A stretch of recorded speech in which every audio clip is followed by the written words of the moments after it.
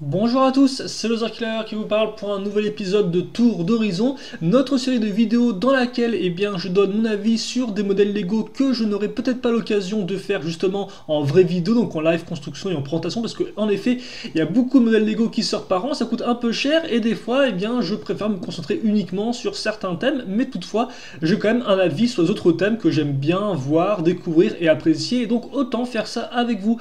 Et donc aujourd'hui, le thème que nous allons voir ensemble, c'est le thème Speed Champions pour sa première vague 2017. Il est ici, composé je crois de 6 modèles si je ne dis pas de bêtises.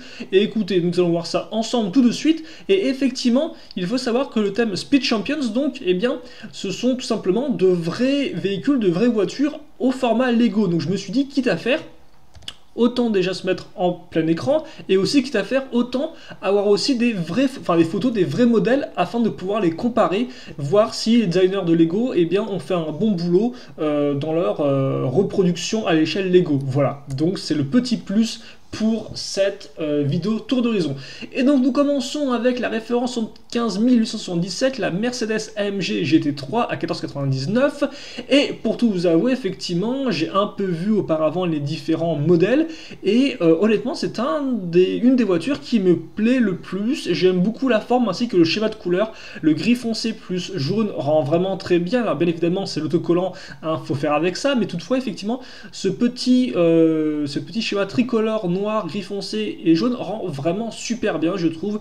La voiture est dynamique, les jantes rendent bien. J'aime beaucoup effectivement les fils encore jaune et noir à ce niveau-là. Voilà.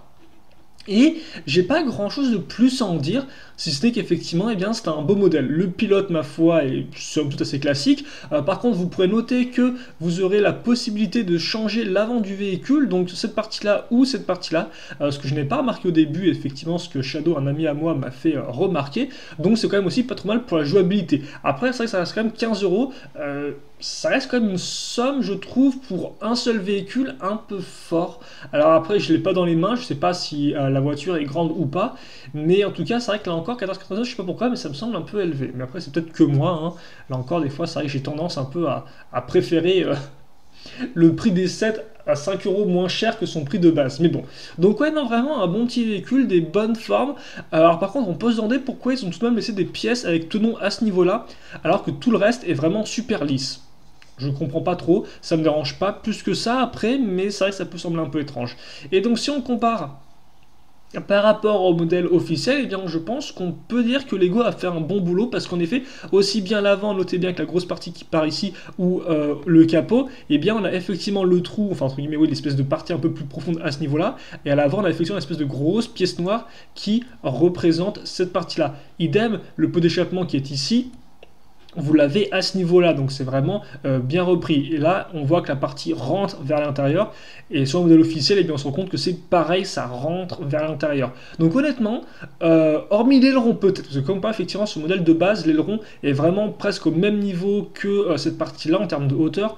Or là, j'ai l'impression qu'il est beaucoup plus haut, et aussi beaucoup plus massif, forcément, vu que les pièces Lego ont tout de même une certaine épaisseur de base, hein, c'est pas non plus du papier. Mais c'est vrai qu'effectivement, hormis l'aileron qui m'a l'air un poil massif par rapport au modèle de base, je trouve qu'il est bien fait. Voilà. Enfin, je trouve que la reproduction est bien réalisée. Alors après, forcément, les formes courbées comme ça et tout ne peuvent pas vraiment être reprises à cette échelle-là. Mais je trouve qu'honnêtement, ils ont fait un très très bon boulot. Et les stickers, là encore, permettent de rajouter des détails comme par exemple l'aération à ce niveau-là qu'on peut retrouver ici. Ou encore celle-ci, hein, à ce niveau-là. Voilà, donc non, honnêtement, la Mercedes AMG GT3, c'est vraiment un modèle que je trouve cool et qui reprend bien effectivement le modèle officiel dans la vraie vie.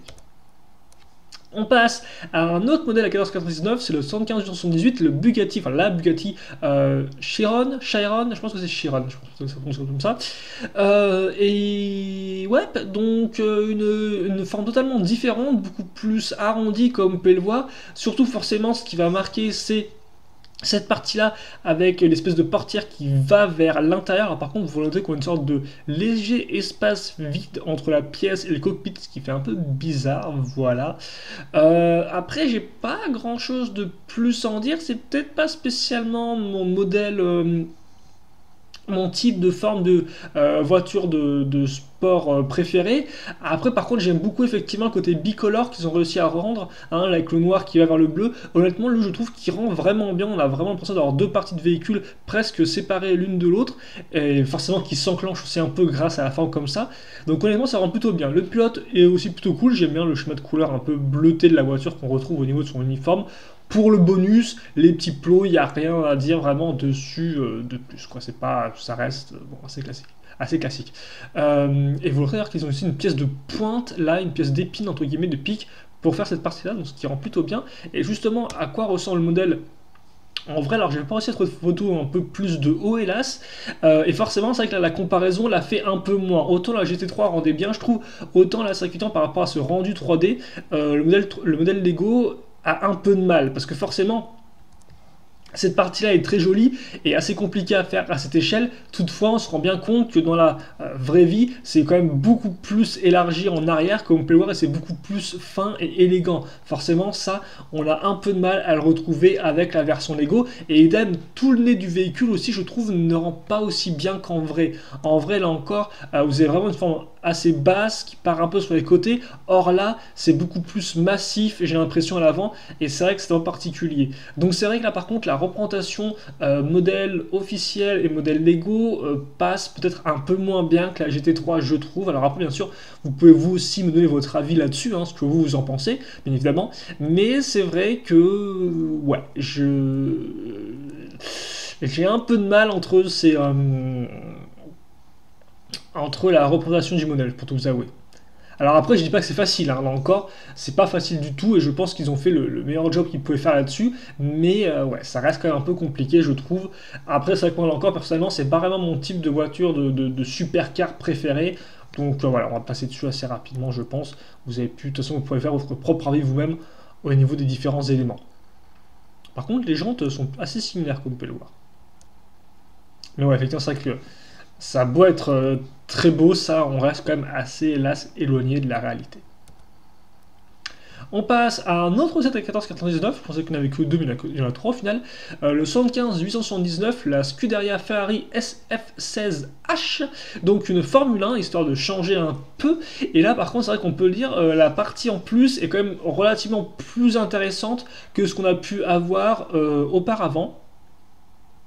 Et d'ailleurs, je me rends compte que vous pouvez changer le numéro en fait de la voiture là. Là, c'est 7, mais vous pouvez aussi passer en 5, ce qui est plutôt cool, je trouve. Et donc, ouais, effectivement, ce module-là qui est quand même beaucoup plus intéressant peut-être que l'avant d'un véhicule ou que des plots. Donc, au moins, ça, c'est un peu mieux en termes de jouabilité d'avoir cette espèce de petite ligne de départ, entre guillemets. C'est pas vraiment une ligne de départ. Enfin, on dirait un croisement entre ligne de départ et éventuellement un pit stop, quoi, les stands où ils réparent la voiture. Bref, assez étrange. Après, pour le reste, c'est une Formule 1. Donc on va retrouver les éléments d'une Formule 1 avec l'aileron, avec la partie à l'avant ici, enfin le spoiler devrait dire plutôt, le côté assez rabaissé. Et c'est vrai qu'effectivement le schéma de couleur Ferrari blanc, rouge et noir rend relativement bien. Vous avez pas mal de sponsors qui sont là. Donc honnêtement elle est plutôt efficace, je trouve. En tout cas elle est plutôt, j'aimerais bien la voir en vrai celle-ci. Enfin la voir, genre la voir là en un seul mot et la voir en un seul mot quoi. Pas la voir, genre la posséder.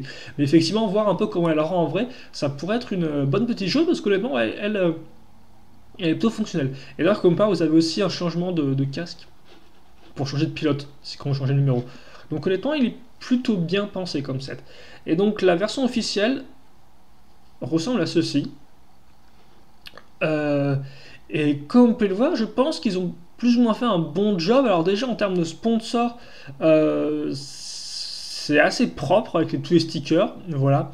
Après, vous remarquez que cette partie-là, là, vous la retrouvez ici avec les petites parties noires. L'aileron, bah forcément, là, il part un peu en arrière, donc il est un peu moins carré en vrai. Alors que là, bah ouais, effectivement, c'est vrai que, comme vous pouvez voir là, honnêtement, on perd complètement la forme qui part vers l'intérieur. Hein. L'aileron, là, c'est vraiment une sorte de boîte un peu, c'est assez particulier. Mais pour le reste, à ce niveau-là et vers l'intérieur, alors là, forcément, vous avez l'espèce de partie qui tiennent les roues, hein, toute espèce de partie mécanique ici, qui est plutôt bien faite. Et cette partie-là aussi rend plutôt bien avec la petite pièce ici, là, qui est faite grâce à la petite pièce pentue.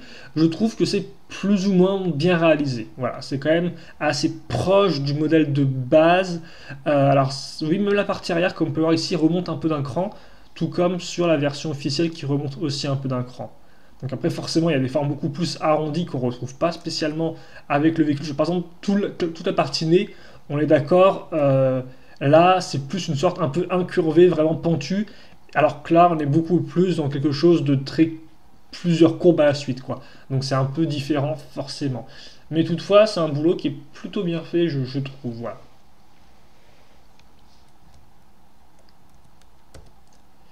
Ensuite, on passe à la référence 75 881, la Ford GT 2016 et la Ford GT 40 1966, donc 50 ans de Ford GT, comme vous pouvez le voir.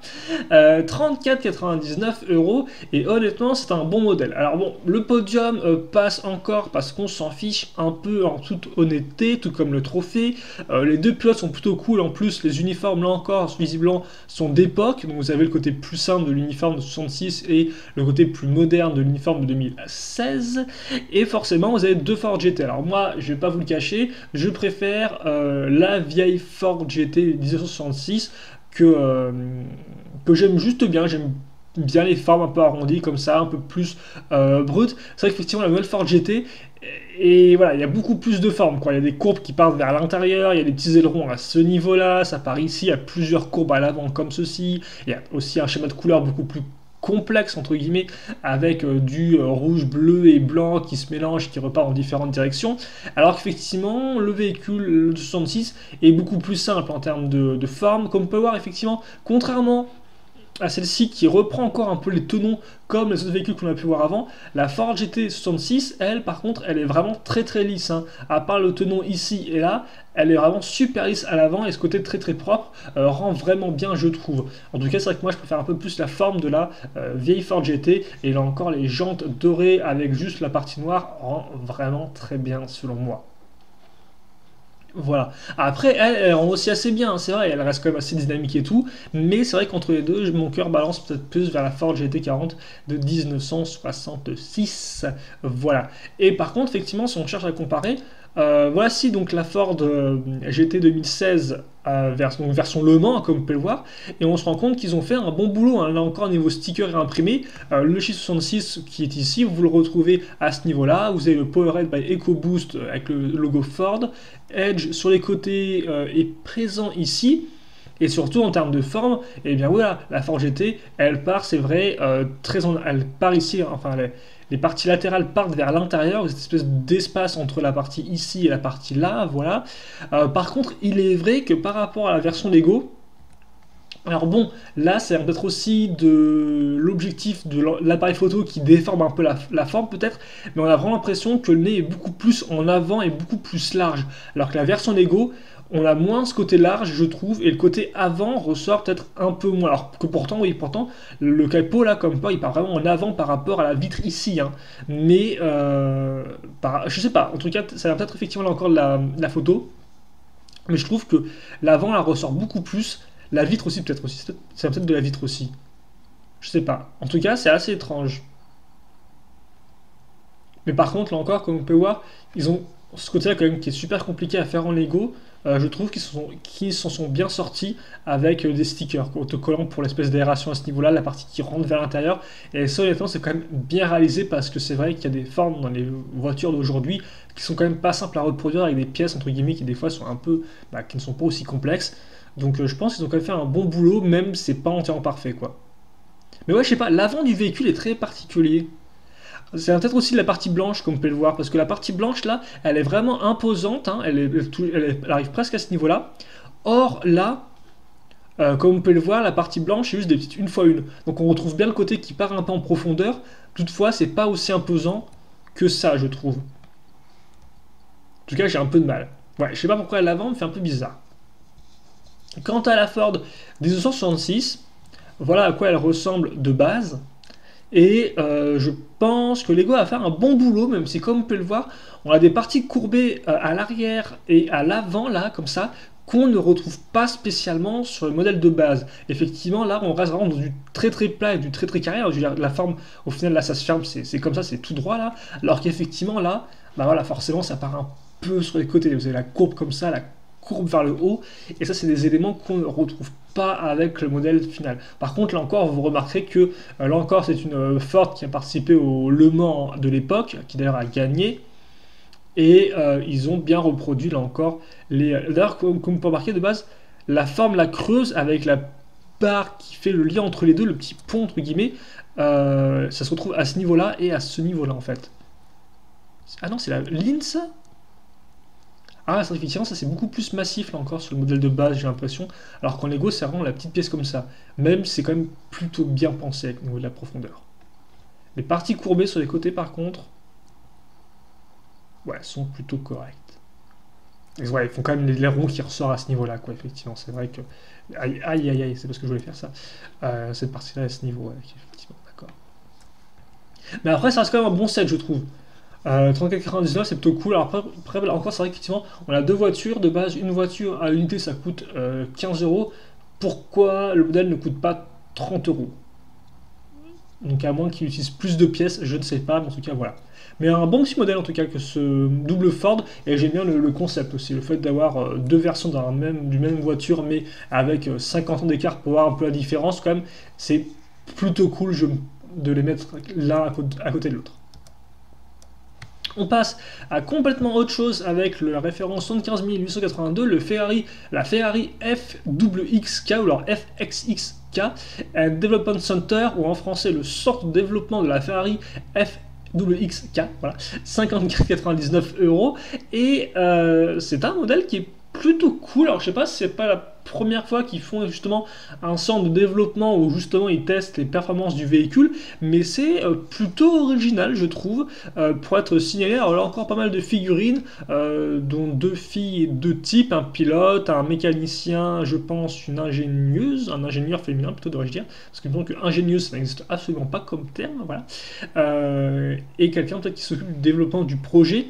Bon après pour tout vous avouer, les figurines Speed Champions, c'est pas vraiment mon kiff quoi, hein. Ça reste avant tout des pilotes, j'ai rien de plus à lire dessus quoi, ça reste basique comme une figurine Lego City quoi.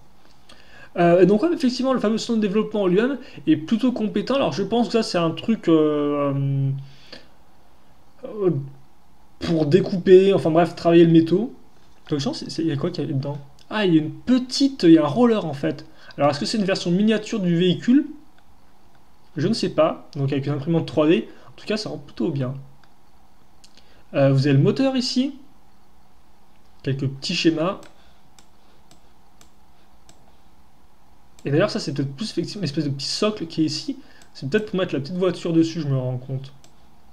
Et enfin vous avez effectivement l'espèce, alors je sais plus comment on appelle ça, espèce de tunnel d'air quoi, pour tester le côté aérodynamique du véhicule, pour voir justement comment l'air se déplace vis-à-vis du véhicule, pour voir s'il est plus ou moins aérodynamique, et j'espère ne pas raconter trop de bêtises.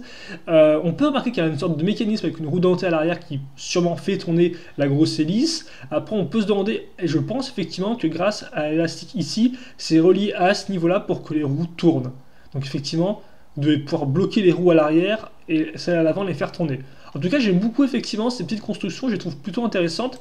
Et après, forcément, vous avez la voiture en elle-même, donc la FXXK qui ressemble à ceci. Et là encore, qui a une forme assez impressionnante, hein, aussi bien à l'avant avec la partie un peu creuse ici, avec la barre qui remonte, que même les parties latérales avec l'espèce de petit trou ici, ou l'aileron qui n'est pas entre guillemets complet. Enfin, le spoiler, peut devrais-je dire. Et donc, justement, à quoi ressemble ce véhicule par rapport au modèle officiel? Et bien le voici, le FXXK. Alors je pense que c'est une supercar peut-être. Je sais pas si elle est sortie ou si ça reste avant tout un prototype pour tout vous avouer, j'ai pas fait mes recherches là-dessus avant. En tout cas c'est vrai qu'elle sort un peu de... Elle est... aussi en vrai elle est quand même assez spé. Mais c'est vrai que voilà, l'avant du véhicule, je suis pas sûr qu'ils aient bien réussi à le reproduire, hélas. Là, j'ai l'impression que ça part vraiment vers l'intérieur, qu'il y a une sorte de gros trou, alors qu'on a moins ce côté trou là, à ce niveau-là. On a l'impression quand même qu'il est beaucoup plus en diagonale, beaucoup plus propre, et le côté propre, on le retrouve pas tellement, je trouve, sur le véhicule comme ça. Alors par contre, après la partie latérale là, qui va vers l'intérieur avec le côté un peu ouvert ici, je pense qu'ils se sont bien sortis, même s'ils montent un peu haut pour tout vous avouer. Après l'aileron, ils l'ont bien fait. Après là encore, c'est que l'aileron part plus en arrière comme ça, alors que là, on a l'impression qu'il part un peu plus en hauteur, comme vous pouvez le voir. Donc c'est un peu moins dynamique peut-être, hein, pour tout vous avouer. L'avant est encore un peu compliqué, hein. Donc ils ont préféré prendre un sticker pour faire la forme creuse de la partie ici, mais là encore ça part vers l'intérieur, donc ça part, enfin, non, ça part en profondeur, alors ça va au-dessus au niveau des roues, et sur le set officiel on n'a pas vraiment ce côté là en fait, hein, j'ai l'impression. Ouais, regardez, là ça part vraiment, on a vraiment une sorte de, de creux on dirait, comme ceci, une sorte de courbe vers l'intérieur, alors que là la forme elle part vers le dessus. C'est assez bizarre quoi. Donc là encore une reproduction du véhicule qui est pas, qui est un peu foireuse je trouve. La partie là qui remonte par contre vous la retrouvez bien ici. Ouais je sais pas. Honnêtement le véhicule je le trouve plutôt intéressant pour ses formes, mais autant là la comparaison entre la version réelle et la version Lego je trouve ne le rend pas à son avantage. Bon. Mais après je trouve je trouve plutôt agréable. Et enfin, on passe au dernier modèle de cette première vague, c'est le 75 883, le Mercedes AMG Petronas Formula One Team, donc 104,99 €. Donc autant vous dire, là on passe à carrément autre chose en termes de prix. Ouais. Mais un set qui honnêtement est plutôt complet, hein, voilà. Donc déjà en termes de figurines, il y a quand même la masse, on a 1, 2, 3, 4, 5, 6, 7, 8, ce qui n'est pas rien. Donc vous avez qui ça? Je pense que vous avez une personne qui s'occupe de filmer, vous avez deux pilotes, alors vous avez quelqu'un qui ressemble à une... Vous avez une pilote ici aussi. Donc vous avez trois pilotes, donc peut-être que là elle est remplaçante, je ne sais pas. En tout cas on dirait qu'elle a... elle a pas le casque, mais on dirait quand même qu'elle a l'uniforme de pilote, non? Alors, ou alors c'est une mécanicienne. Mais c'est vrai que comme son uniforme est très proche de ceux des pilotes, on dirait que c'est une pilote, mais ça se trouve c'est juste mécano. Lui, ça se trouve c'est le chef mécano, et là vous avez un autre mécano. Donc ça fait c'est trois mécanos. Vous avez un vendeur de hot dog, ainsi que alors soit un mec qui regarde la course, soit qui agite le drapeau, je suppose. Et donc ouais, avant de parler des voitures, parlons du contenu un peu extra qu'il y a avec ce set. Donc vous avez... Alors ça je pense que c'est la ligne de départ avec les feux pour indiquer le début, c'est plutôt correct, il n'y a rien à dire vraiment de plus là-dessus. Là, vous avez l'endroit où ils vont aller récupérer le trophée et faire les photos, je suppose. Donc, vous avez le trophée à ce niveau-là, et donc vous avez là encore un roller qui est utilisé pour faire une sorte de mini-voiture, ce qui est plutôt rigolo, je trouve. L'escalier qui mène à ça, donc c'est plutôt... Enfin, j'aime bien la plateforme en tout cas. Le côté un peu entre guillemets, industriel avec les gros piliers comme ça, à ce niveau-là. Les barrières, ça rend plutôt... D'ailleurs, ils sont rattachés à quoi? Oh, d'accord. Bah, c'est rigolo ça tient. Oh, en fait, ils ont pris la barrière et ils l'ont inversé parce que de base, là, vous avez des accroches pour les tenons. Et eux, ils se sont dit, non, mon gars, on va pas accrocher avec les tenons. On va en fait retourner la pièce et mettre des mains de botte là-dedans pour l'accrocher à ça. Pourquoi pas? Là, vous avez une sorte de roue dentée, donc je sais pas à quoi ça sert du tout. Peut-être à faire tourner ce truc-là, ce petit panneau. Donc qui représente une télévision, je pense, vu qu'il y a le panneau live. Donc, ouais. Ok, donc pourquoi pas. Et donc là, vous avez comme port tout un gros module en fait. Donc un module, alors de base je pensais que ça faisait partie de la piste de course, mais pas vraiment, parce qu'au final, quoi que tu me diras après, on est d'accord, ça c'est détachable, hein, vous pouvez l'enlever si vous voulez. Mais effectivement, ça c'est directement relié au stand, quoi. Et forcément, le stand ne fait pas rentrer partie de la piste en elle-même. Ouais, c'est un peu étrange. Donc on a ouais, deux morceaux qui pourtant pourraient faire office de morceaux pour la piste en fait. Ils sont rattachés à ça. Dont un avec une porte, peut-être pour faire venir les mecs, c'est un problème. Et là, vous avez à nouveau une caméra qui est montée et tout. Qui est montée d'ailleurs comment?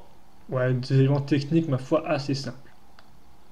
Et après, donc, vous avez le stand ici pour réparer ou pour préparer les voitures. Donc, avec les outils habituels, les casiers, blablabla. Hein. Vous connaissez, c'est pas la première fois qu'on a un stand dans le genre. Vous avez le truc de hot dog qui est très choupi. Et après, en tant qu'accessoire, outils, drapeau, le stop, effectivement, faire signe à l'autre de s'arrêter au bon endroit. Ça, je crois que c'est pour soulever le véhicule, si je dis pas de bêtises. Et là, vous avez ça qui est... je sais pas quoi ça sert, ça, par contre. Tester la pression, je ne sais quoi. Et la caméra, donc comme on a pu le voir, qui rend plutôt bien. Et donc voilà pour ce set. Et forcément, pour finir, vous avez les véhicules, donc des Formule 1. Alors les Formule 1, on a déjà vu effectivement avec la Ferrari, mais elles sont un peu différentes, celles-ci, je pense, en termes de forme, même si forcément on retrouve des éléments comme la partie ici, l'aileron, enfin le spoiler à l'arrière, la partie ici mécanique à ce niveau-là, les parties qui partent sur le côté, ça reste avant tout de la F1 quoi. Et c'est vrai qu'honnêtement, pour rien vous cacher, donc c'est les deux F1 avec les deux pilotes qui vont bien. C'est pas vraiment le schéma de couleur noir, gris et vert, honnêtement, je trouve qui rend pas top. Alors bien sûr, c'est le schéma de couleur des véhicules de base dans la vraie vie, mais c'est je sais pas, pour tout vous avouer, je suis pas entièrement, voilà, je suis pas vraiment un gros fan, mais c'est vrai que bon, après ça reste de la Formule 1, donc même si j'aime pourtant beaucoup les véhicules de Formule 1, j'aime beaucoup ce côté un peu fin, etc., avec le rang à l'arrière, mais là encore, je sais pas, ça reste un peu plan-plan, c'est pas top. Et après, par rapport aux vrais véhicules, voilà à quoi ça ressemble, et donc là encore, on se rendra compte que au final, le modèle officiel, alors déjà, c'est vrai qu'effectivement, Lego a fait du gris, alors dans la vraie vie, c'est quand même plus de l'argenté, hein, on est d'accord. Excusez-moi. Après, ils n'avaient peut-être pas de faire des briques argentées. Ni de mettre des. Bah oui, parce qu'évidemment, vous avez quand même des stickers argentés à ce niveau-là, quoi. Mais même le modèle dans la vraie vie, je le trouve pas spécialement beau, en fait. Je préfère les couleurs quand même qui envoient, quoi. Du bleu, du jaune, du rouge, du noir, du blanc, comme avec la Ferrari, par exemple. Ça, c'est des couleurs qui m'attirent plus, quoi. Par contre, on remarquera qu'effectivement, le 6 a le truc jaune, et que dans le 7, il a le truc jaune, le 6, alors que le noir a le truc, alors que 44 a le truc noir, effectivement. Après, là encore, le spoiler arrière est un peu mal fait, je trouve, et là encore, l'avant du véhicule, voilà quoi. Et d'ailleurs, ça m'étonne ça parce qu'il me semble que Lego a une pièce de Formule 1 qui a pile poil ce nez, genre vraiment comme ça, qui part un peu vers le bas, mais ils l'ont pas utilisé. Alors peut-être que la pièce ne convenait pas en termes de taille ou autre, je ne sais pas, mais c'est vrai qu'effectivement, ils ont une pièce qui me semble était plus adaptée que ce qu'ils ont fait au final, quoi. Mais après, il n'y a pas grand chose de plus à en dire, quoi. Ouais, j'ai honnêtement, voilà, pour moi, c'est pas. Bon, ouais, il n'y a pas non plus à tergiverser. Je suis pas. Les Formule 1 sont plus ou moins. Ouais, elles ressemblent plus ou moins. Mais après, personnellement, de base, ça me tente pas plus que ça. Et donc, on va se quitter là-dessus pour cette vidéo, parce qu'effectivement on a fait le tour au bout de 27 minutes tout de même, hein, ce n'est pas rien, je pensais pas faire autant. Bon, c'est pas très très grave. Ouais, donc au final, le modèle préféré dans tout ce qu'on a pu voir, bien, c'est très simple. Vous avez la AMG, donc GT3, que je trouve vraiment jolie. Après, elle reste un peu simple en termes de forme aussi, hein. C'est pas non plus une. Elle n'a pas des formes de fou, contrairement à celle-ci, à la Chiron ou encore à la Ferrari F2XK, quoi. Après, la Ferrari est pas trop mal, ça reste une F1, mais elle est plutôt fonctionnelle, je trouve. J'aime beaucoup, vous l'avez compris, la Ford GT40, qui est là vraiment à ce côté rétro que j'aime beaucoup. Là, j'aime bien le concept, mais ça s'arrête là. Et lui est quand même plutôt complet aussi comme modèle. Ça, effectivement, je ne l'ai pas dit. Alors, 104 euros, c'est quand même un peu cher, hein, on va pas un peu se cacher. Mais au moins, il est quand même assez complet. Donc, il est complet. Je pense qu'on peut quand même bien s'amuser dedans si on achète le modèle, quoi. Si vous avez un petit frère ou une petite sœur pour jouer avec chacun sa Formule 1, ça peut vous faire des histoires vraiment très très cool. En tout cas, ouais, il est vraiment très complet et ça fait plaisir à voir. Donc voilà pour mon avis sur le thème Speed Champions, on se quitte là-dessus. J'espère que vous avez apprécié la vidéo et bien évidemment on se retrouve très prochainement pour de nouvelles vidéos. En attendant, questions, commentaires, et bien n'hésitez pas, je lirai tout ça avec grand plaisir et j'y répondrai. N'hésitez pas vous aussi à me dire quel modèle vous préférez dans ces 6 là, lesquels vous avez acheté si vous en avez acheté, et puis voilà, sachant que dans la vague 2 logiquement, on devrait juste avoir 1 ou 2 nouveaux modèles Speed Champions, donc rien de vraiment fulgurant hélas, mais voilà, on verra ça je pense en temps et en heure, même s'il me semble qu'un modèle a été révélé récemment. Bref, on se quitte là-dessus, et c'est tout, donc portez-vous bien, passez une bonne journée, une bonne soirée, une bonne ce que vous voulez, et à la prochaine. Salut à tous et à toutes.